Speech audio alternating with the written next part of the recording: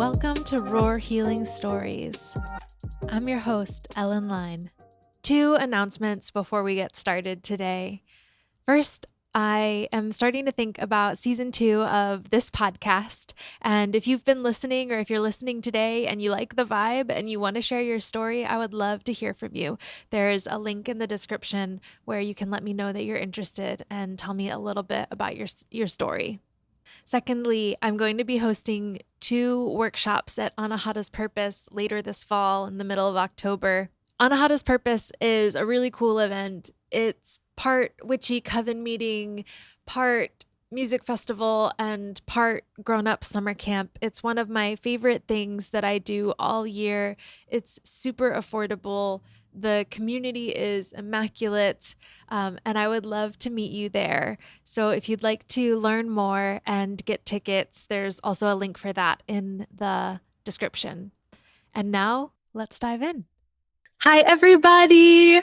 Welcome to Roar Healing Stories. Today, my guest is Erin Bowman.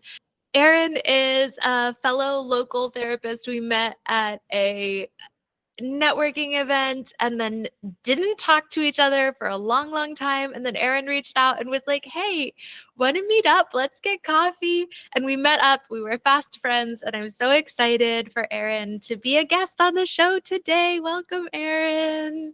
Thank you. I'm excited to be here. Yay. Tell us a little bit about yourself. I am a somatic therapist based in Baltimore, local to you. Yeah. New mom, had a baby about four months ago tomorrow. So every now and then my brain blanks out and I'm like, I forget, who am I? What am I? Do I have an answer to this question? So then I'm like, okay, there are things I know to be true about myself. I am a somatic therapist. I live in Baltimore and now I'm a mom. Love that. Oh, yay. Yeah. Okay. Tell us about your healing journey. Yeah, so I would say my healing journey, in a lot of ways, became a journey I was aware of when I was in my 20s, in the sense that I'm sure there were things that were happening that were like related before then, but I was not, like self-aware and intentional in that way beforehand. And I was at a job that was a really bad fit for me. Oh. And I was mega burnt out. And I was dating someone who was not a good fit for me. And I, like the confluence of the things, I saw a therapist. I had seen a therapist once before, but this was the first time I like went back for a second session, you know? Yeah.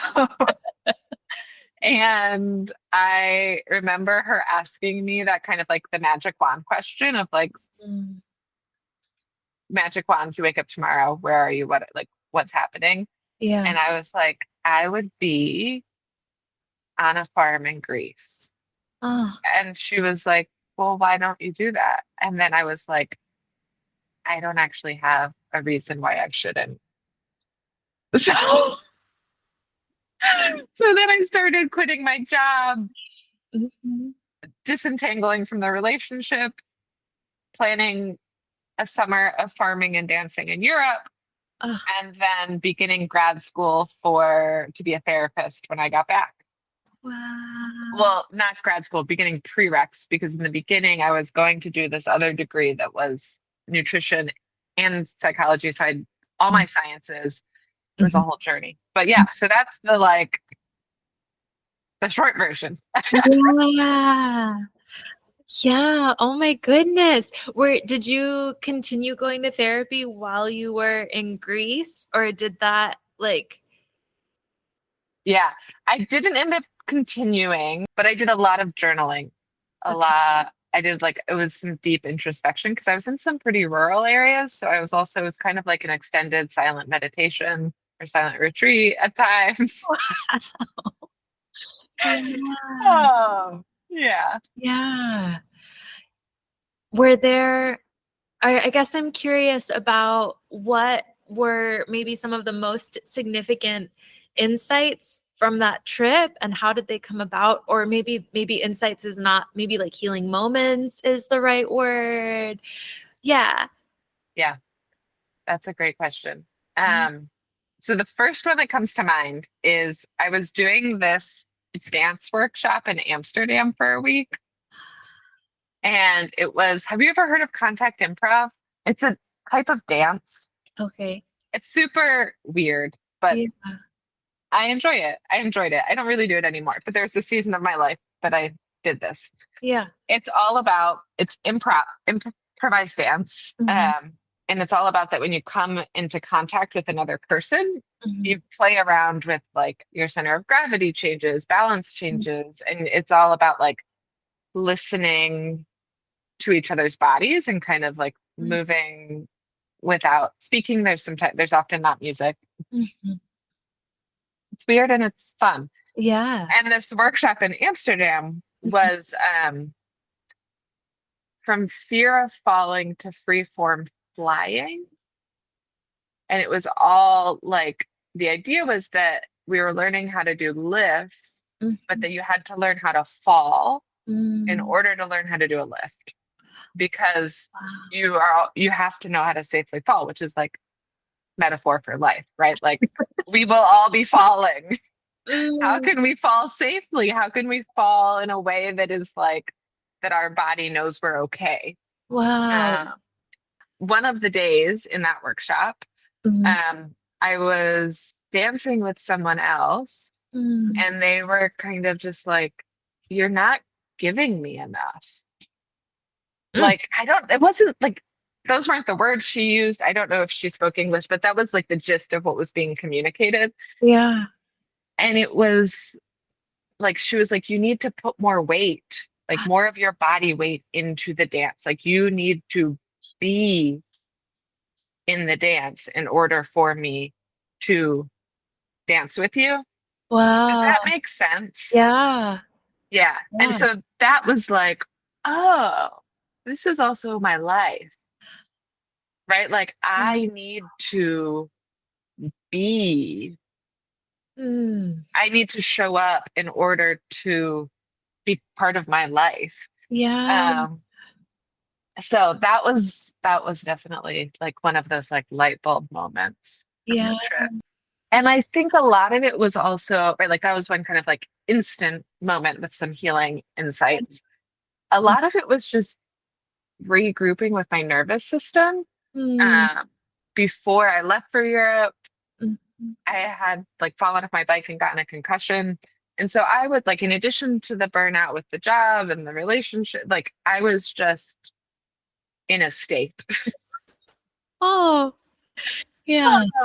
And so most of the time I was woofing. Do you know woofing? It's kind of like a work exchange where like you work on the farm and in exchange, and they're all like organic farms, right? Yeah. And in exchange you get housing.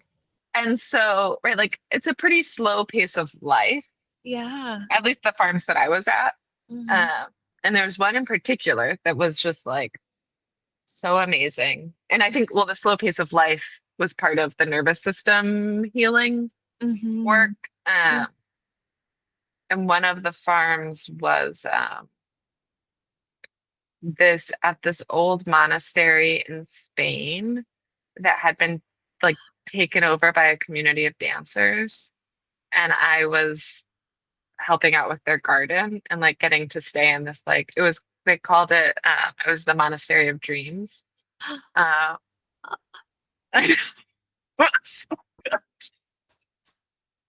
feel like this summer alone is part of how I am very comfortable just living like a very chill life at this Yeah. point, right? Like I don't do that many like adventurous things right now, but I'm Yeah. like, I know that I have adventures when I need them and that I have had them when I needed them. Yeah. Um, uh, yeah, and so I was there for a good chunk of time, and just the like slow pace of life and the community of people there, and Yeah. like the co-regulation that was happening was really beautiful. Mm. Another farm I was at was a like an herbalist who had was in the Alps and just like learning from herbs and plants. And Yeah. yeah, there was a day that we harvested so much thyme, like the herb thyme, Hmm. um, that we were like put it all in a giant bed sheet. And then we were driving her like car back down from where we were in the mountains. And Yeah. it was like took up more of the back seat than I did. Just this like mountain of, it smelled so good. And And it's so healing, right? Like I yeah. had never known before that thyme was a medicinal herb. Mhm. Yeah. Yeah. So you said it was really an important time for your nervous system. And I also know that, like, because of knowing you and following you online, that like nervous system is a big part of your work. And Yeah. also want to make sure that we're like defining the terms for the people who maybe don't know. So can you Yeah. tell us a little bit more about sort of how you think about nervous system regulation, moving from dysregulation to regulation, how that all kind of fits into your healing journey or maybe other people's healing journeys? So we have the like sympathetic and the parasympathetic nervous system, right? There's all this kind of science talk, but I'm just going to whittle it down to what actually like the keys that I feel like are the takeaways.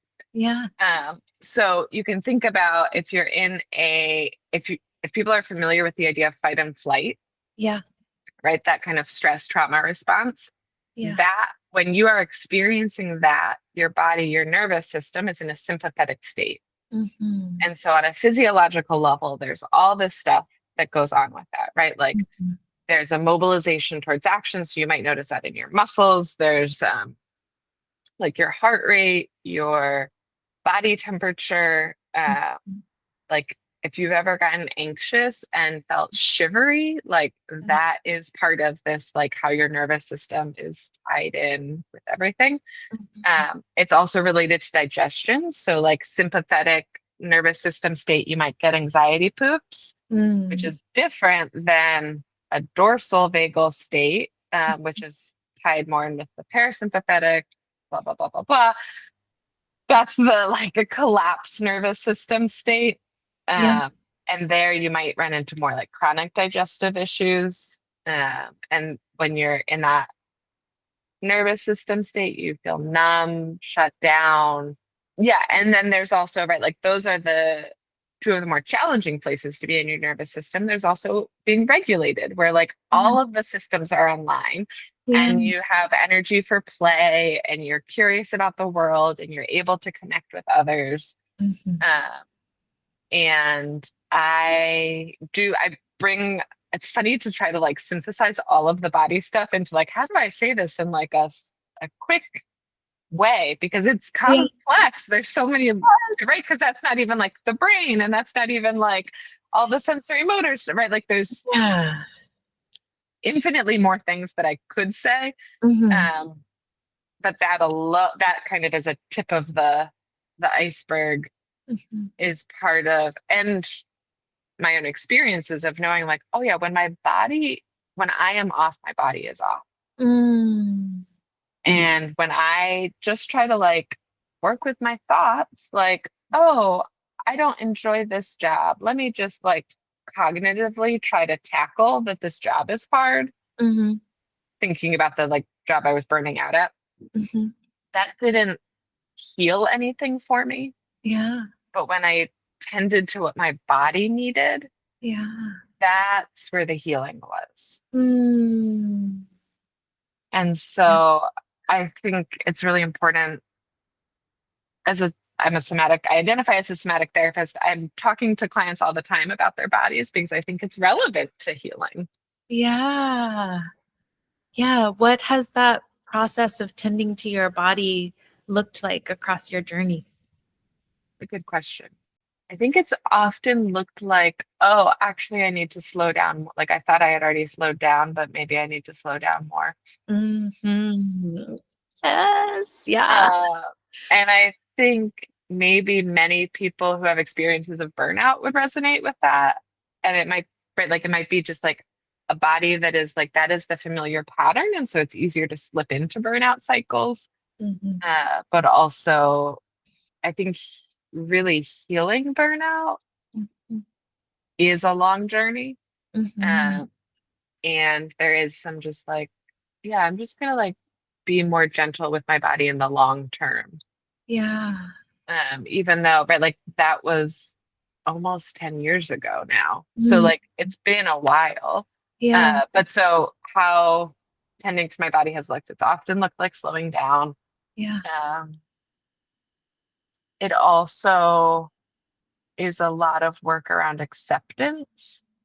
Yeah. Like when I was pregnant, I had the pleasure of having morning sickness all 3 trimesters. Oh. And so, right, like instead of reacting to my body with judgment or shame, Mm. um, being able to move through that experience with acceptance, Mhm. I think about how the longest relationship we have is our own relationship with our body and with ourselves. Yeah. And so carving space for that, whether that's through like little mindful moments or self dates or right, like Mhm. all different sorts of ways. Yeah. Yeah.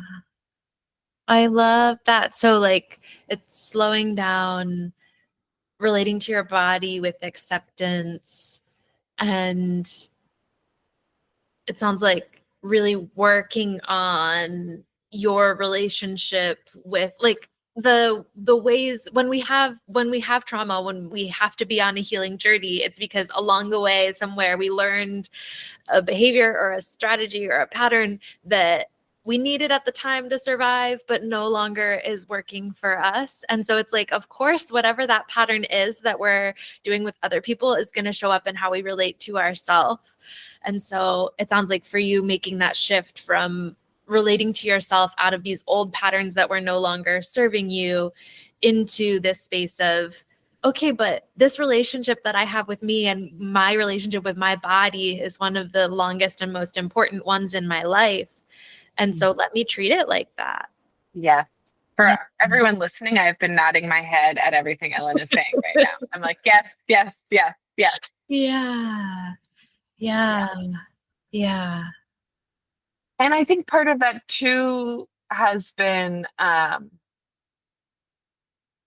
like a journey with pleasure of Mm. like, and not just right, like we hear pleasure, we often think sexual pleasure, but like pleasure is broader than sexual pleasure. Yes. Um, and I think I pre-healing journey, I don't know if I saw like a point to Mhm. pleasure. I don't Mhm. know if I had ever examined it, but I don't think that I was like, pleasure is something I value. I don't think that's a statement I would have made. Um, but now it's definitely a statement. I love that. What helped you realize that pleasure is important? um, Probably Adrienne Murray Brown, who is just one of the humans that I'm like, there's a lot of, I don't know if we're allowed to swear on this podcast, but It's fair, it's fine. Yeah. fucked up shit happening in this world. Like to be alive in 2025 is wild. Yeah. And I am grateful that I am on the planet at the same time as Adrienne Marie Brown because Yeah. just a wonderful human. Yeah. And she wrote or compiled this book called Pleasure Activism. Mm-hmm. And it really shifted. Um, and her other book, Emergent Strategies, because pre being a therapist, I was involved in a lot of change making work. And it was definitely, there was a culture of like, uh, this is about the goal, this is about the mission. It doesn't, struggling as part of the work, like that can be part of that culture Yeah. in some of those spaces and being like, Yeah. oh no, if any movement for change is going to succeed, the people have got to stay in it. And Mm. so there's got to be pleasure somewhere along like, Yeah. yeah. Yeah. Yeah, I think there's like these really insidious ways that like capitalism has infiltrated like resistance and activism and change work. And so even though and it's like it gets even more insidious because it's like, well, we're doing it for the good. And it's like it's the same grind culture, but it's like toward this noble cause that makes people like blind to the fact that it's like we are grinding, you know? Yes, yes, Yeah. exactly. Yeah. Exactly. Yeah. Yeah. And I think you're so right that like, you know, real like durable change is slow, right? And it's gotta we've got to be like celebrating at the very least. I feel like celebration along the way is like one way to access that pleasure, right? Hmm. um Yes. but ideally there are multiple modes of enjoyment or like space for joy in as much as we are working. Yeah. Yeah. There's a statistic that I have forgotten, but is one of the statistics that I most wish I remembered. That the gist of it was like there was some study done on communities Yeah. and how often a community needs to be celebrating together in order to like succeed and be cohesive and like last as a community, as Yeah. opposed to right just like working together and being on projects together and like however you're defining community. Yeah. And there's some percentage of the time that's supposed to be spent on celebration. Yeah. That's the statistic that I forget the exact percentage, but I remember that it was higher. It's high. It's a number that's like we can't forget to celebrate. Like we have to, alongside the work, we have to have pleasure. Yeah. Yeah. Yeah. It's not just like 5%. It's like Some other bigger number. 40%. I love that. Yeah. Yeah. Yeah. Oh, I love that. I I think I feel like celebrating is such an important part of I know for me, for my healing journey, I remember there was this like really impactful therapy session where I was like just feeling good and expansive and confident. And my therapist was like meeting me in that. And I was like, oh my gosh, this feels great. But it was also really edgy because my confidence had been shut down in the past. Right. But it was like kind of being in that space and like feeling how good that felt and how it felt so different from what was before. It was just so important. Like it had this huge impact on me, and on who I am as a therapist. And like so now it's like, okay, yeah, when good things happen, like let's be with them, Yeah. right? And I think even especially more important when there's so much chaos going on in the world and there's oppression and there's imminent war and there, like people are dying that don't need to be dying. Like we need we need those moments of celebration. We need those moments of joy. Yeah. And I think there's a way, I think I used to see it as like, right, there's all this devastation. How can celebration coexist with that? Like, Mm. if I'm in celebration, it must involve like a turning away from the horrors Mm. and finding a way for the two to coexist, I Yeah. think is important. Yeah. Yeah.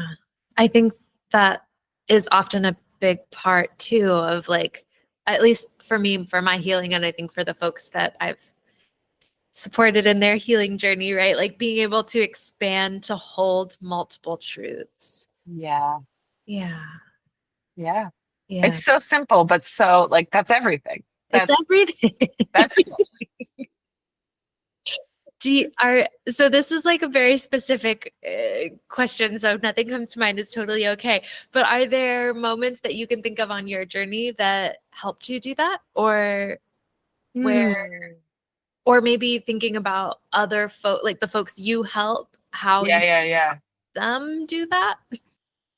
I guess like, yes, I talk about that with clients all the time, Mm. and it feels easier to talk about my own story because then it just feels clearer to like respect that space. Does that make sense? Yes, yes. Um, what's coming to mind is one image, and I'm laughing at myself because Mm. I it's another story from when I have traveled, and I don't actually, it's not like I'm traveling all the time. So I feel like this is like giving an impression that I'm living a life that I'm not living. Although I would love to be living that life. Um, Mm. but I was in my partner and I did eventually get to Greece. I went with my partner, and I continue, right, like still on my healing journey. I mean, in the present, I'm still on my healing journey too. Yeah. And at that point, I don't think I was on, I don't think I had tried any medication yet, which was also a big piece in my healing journey. Mm. Um, and I just remember, right, like being in this place that I had dreamt for Mm. years and years of going to, and feeling anxious and Mm. being like, am I going to, like, I also want to be here. Mhm.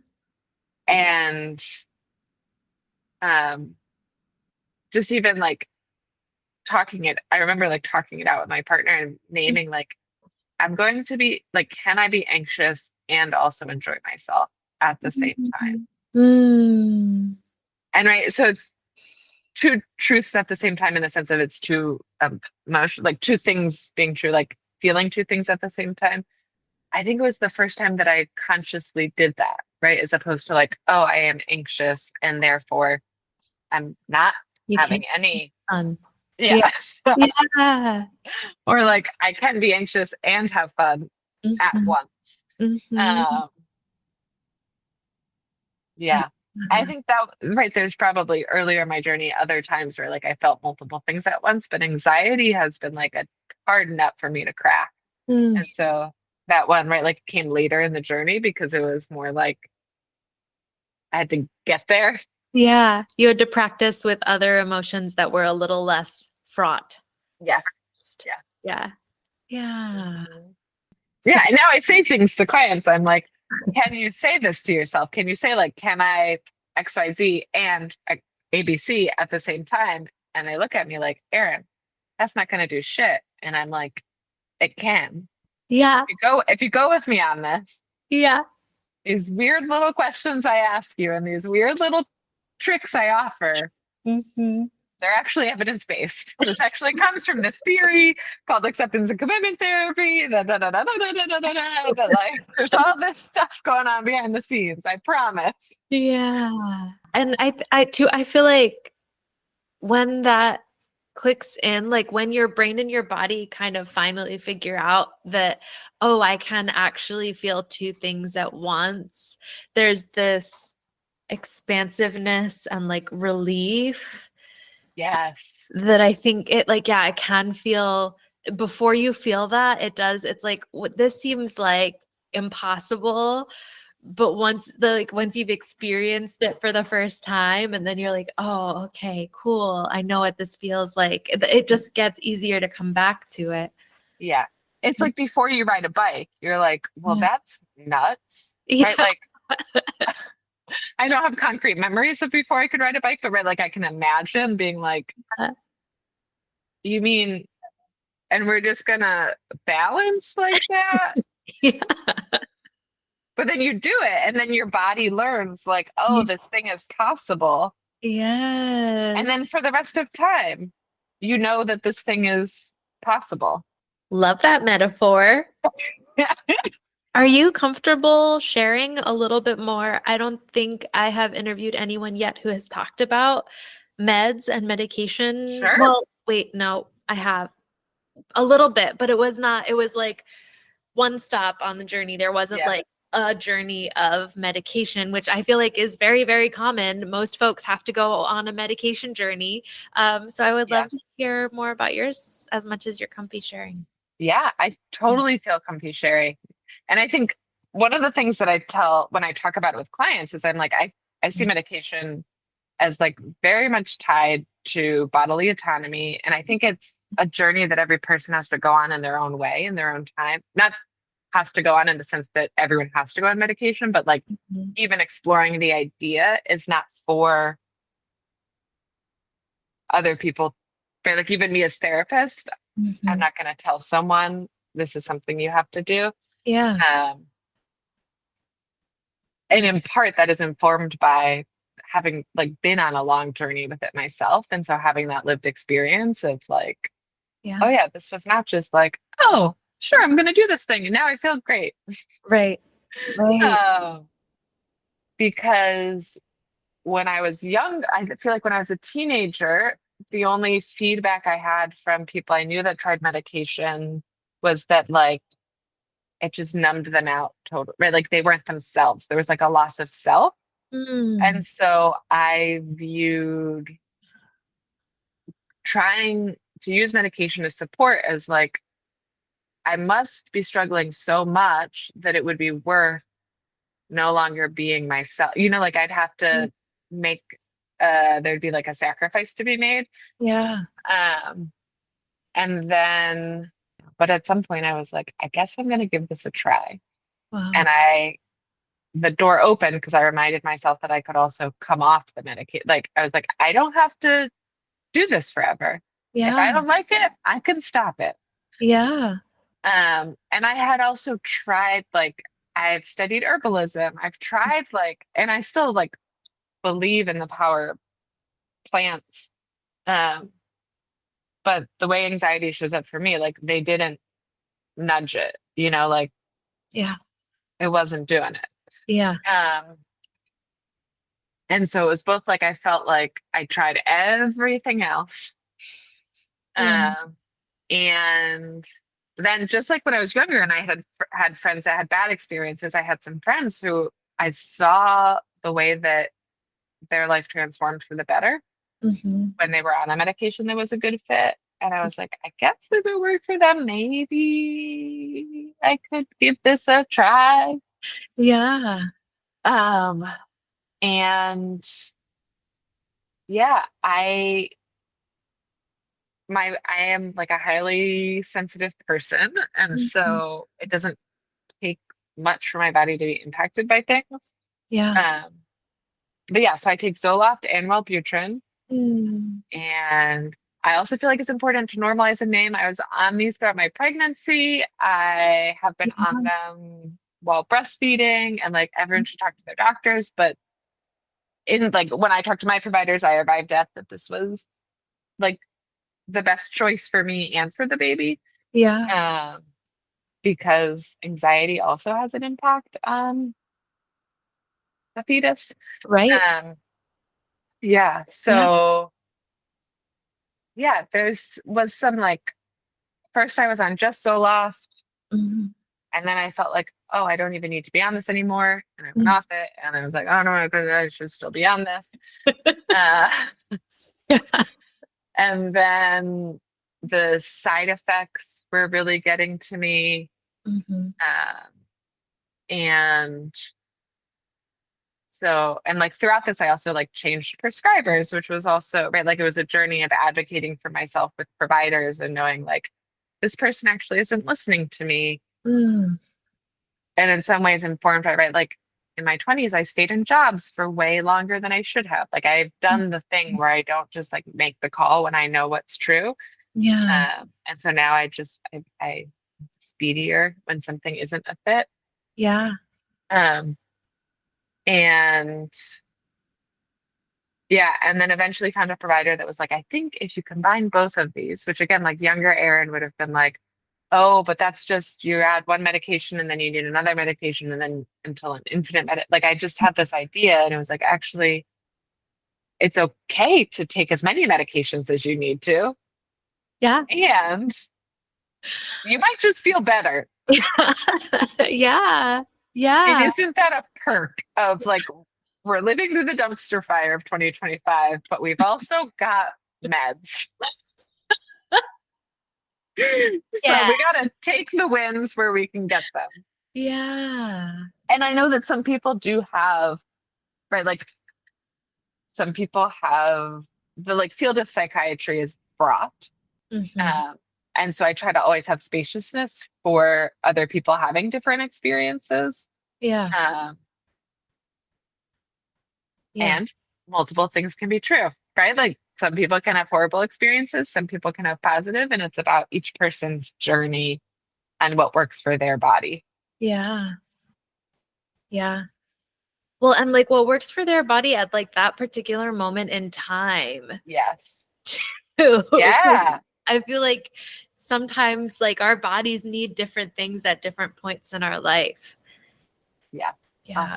100%. Yeah. Yeah. Yeah. Like your at first your body was good with just Zoloft, and then after a time that wasn't the only Zoloft wasn't the right thing anymore.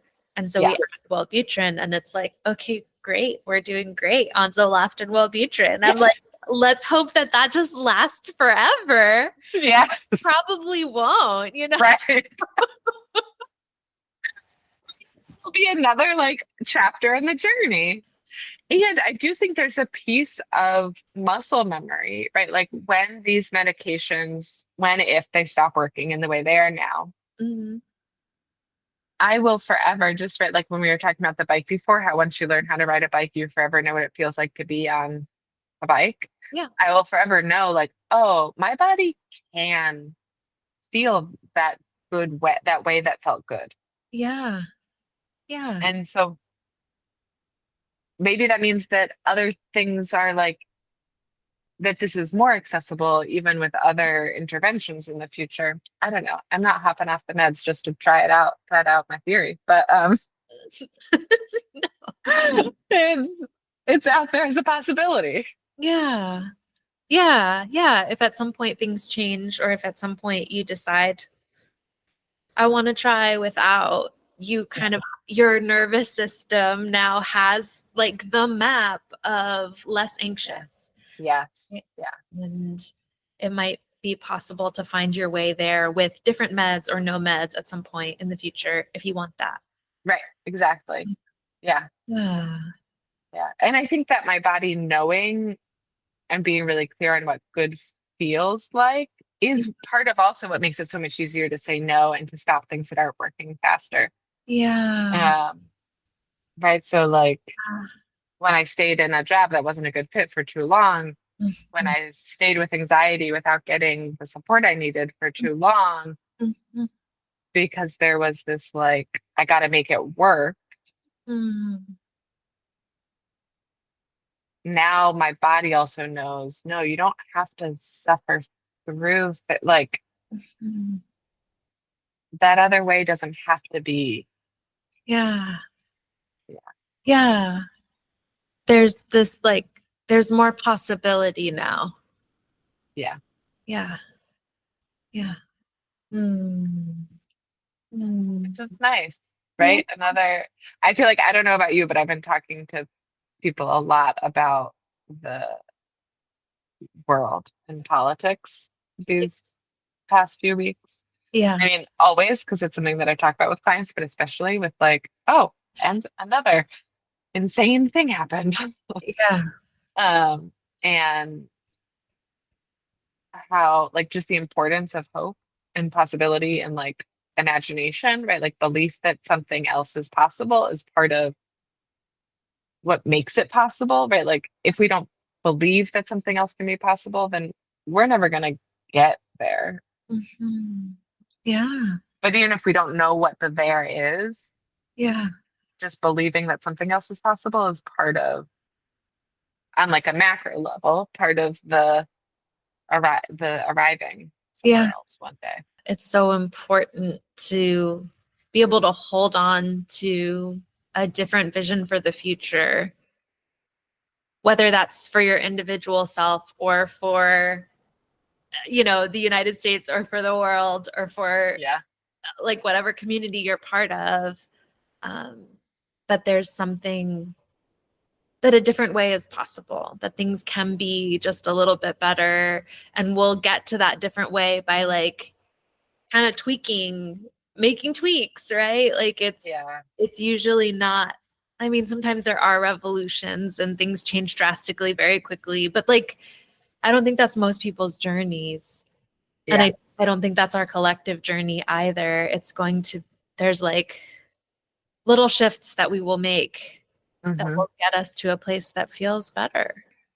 Is there anything, are there other things that you would like to share about your work or your healing journey? Something that I have found to be true in my own healing journey, Mm-hmm. and that I just want other people to know, is the impact of being with a therapist who feels like a good fit as opposed to someone who doesn't, right? And I think maybe the tie into my healing journey is, right, like whether that was the job or the relationship or the like meds providers that weren't the right fit, Yeah. that your body will tell you when you're with someone that's a fit and when you're not. Mm-hmm. And healing is so much more possible when Mm, you move towards the things that are fits. yes. Yeah. Because when you're in a space that's not a fit, you're fighting every, like, just being there. Even if you're not like outwardly fighting, but like to show up is a fight.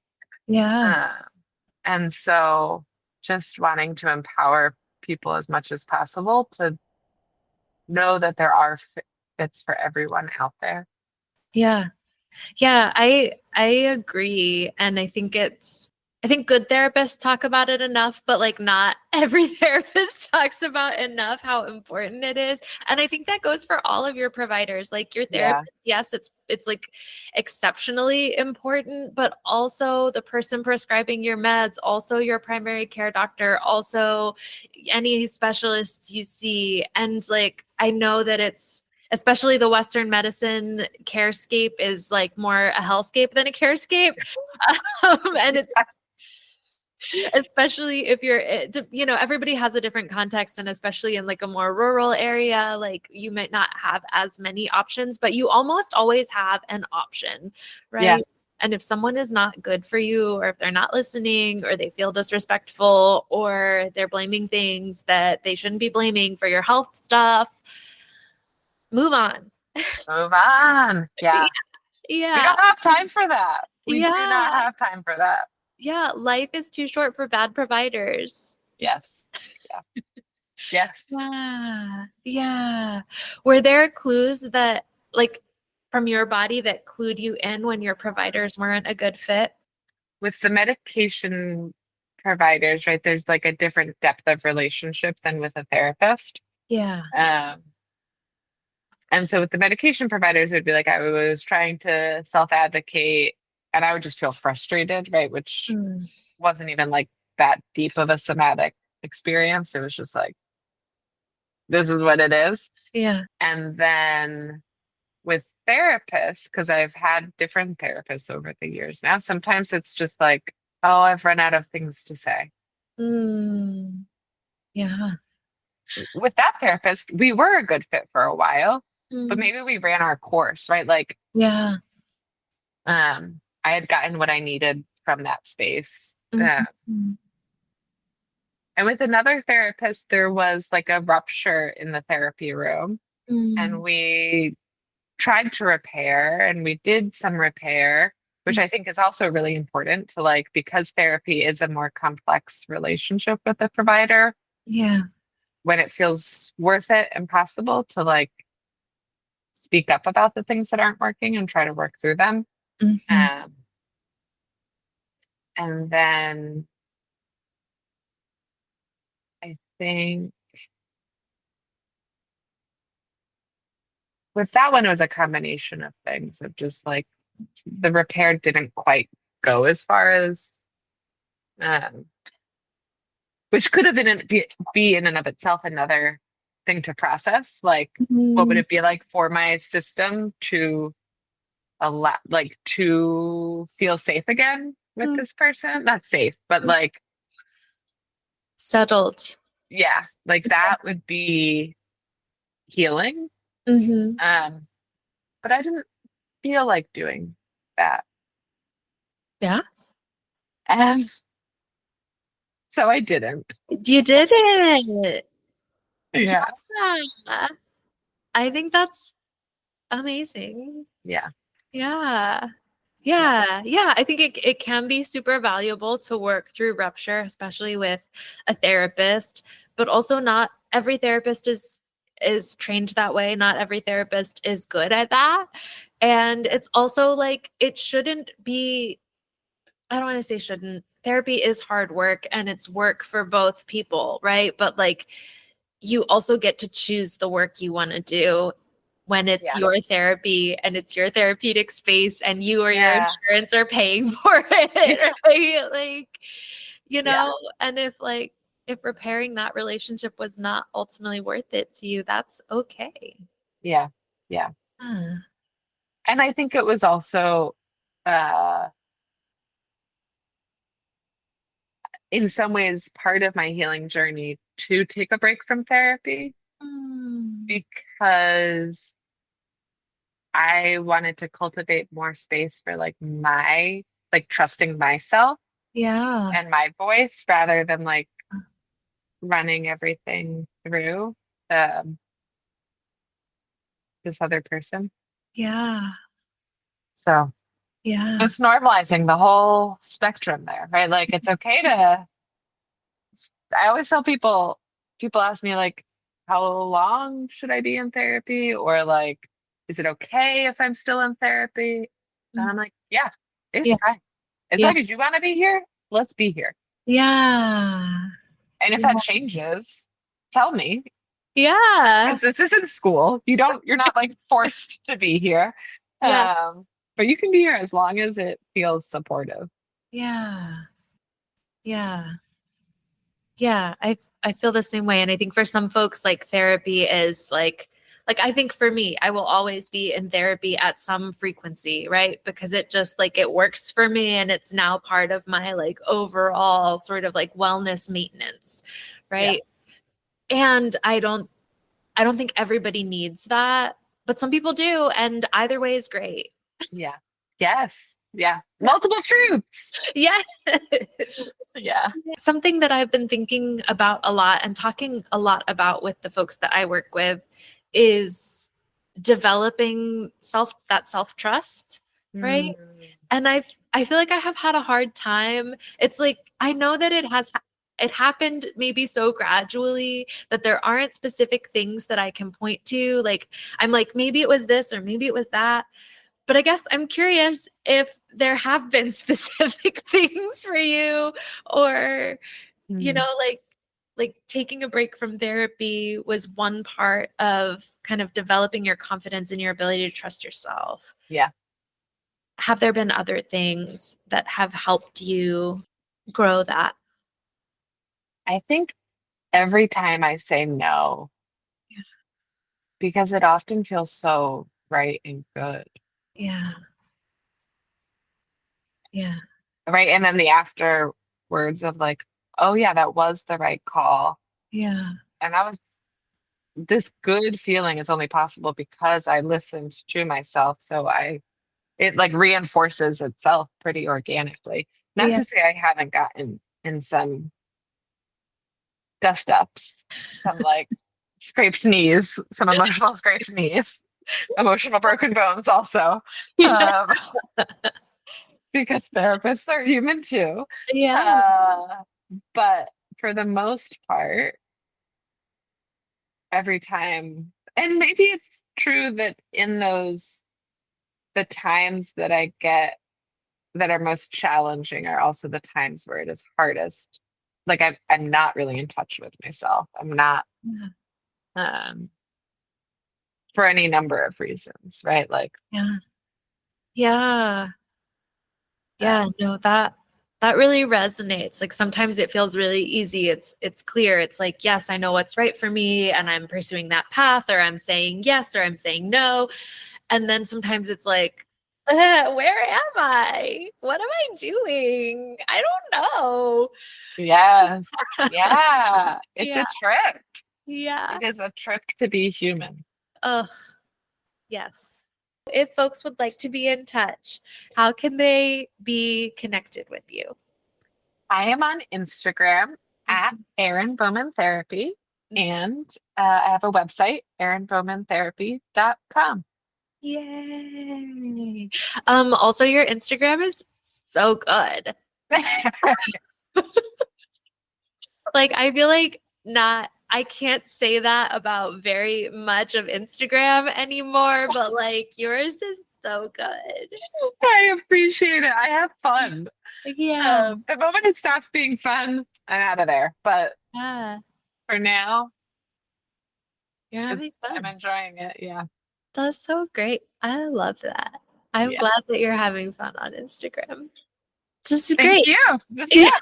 Yeah. Thank you for having me. This is Yeah. lovely. Yeah. Thanks for being here. I'm going to stop recording now. Hello, this is Outro Ellen. Thanks so much for listening today. If you're interested in hearing more healing stories, please subscribe on the platform where you're listening or join my newsletter, Find Your Fierce, on Substack. If you subscribe on Substack, you'll get an email every time I publish an episode, so you'll never miss one. The link to Substack is in the episode description. If you'd like to support the podcast, you can head over to Find Your Fierce and join as a monthly, annual, or founding subscriber. Paid subscribers make it possible for these stories to be shared far and wide, and you'll get access to bonus letters, episodes, and events that are just for subscribers. If you want to go above and beyond, please leave us a rating or a review on the platform where you're listening, or share this episode with a friend, frenemy, lover, family member, boss, colleague, or someone who needs it.